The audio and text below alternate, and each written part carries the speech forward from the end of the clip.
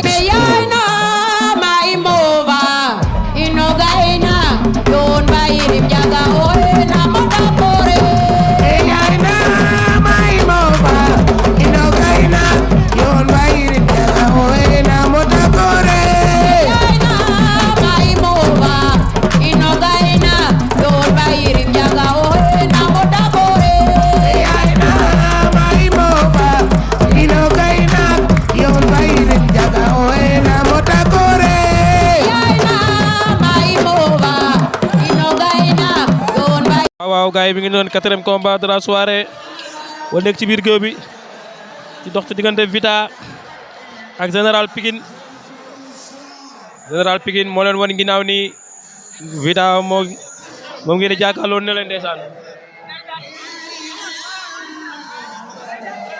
arbitre baa ngi waaj a sifflé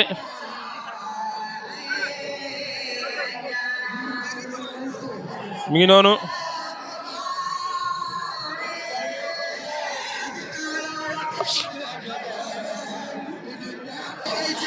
mi ngi noonu léegi arbitre bi sifflé dox ci diggante Vita ak Général arrière na génn saako yi.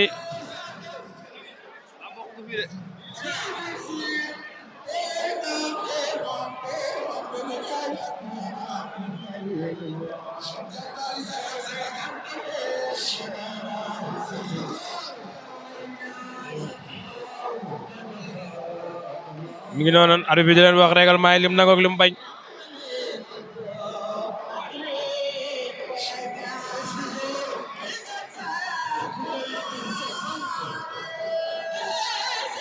mi ngi noonu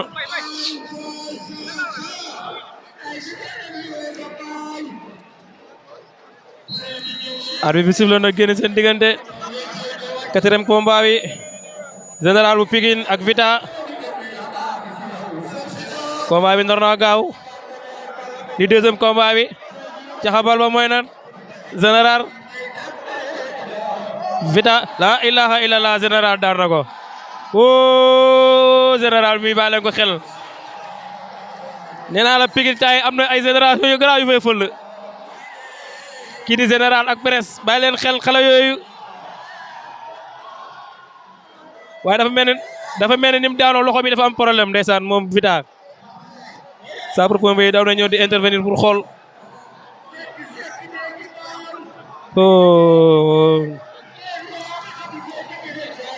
jël bi rëy na moom Général bu Pikine mi ngi noonu yëkkati na loxoom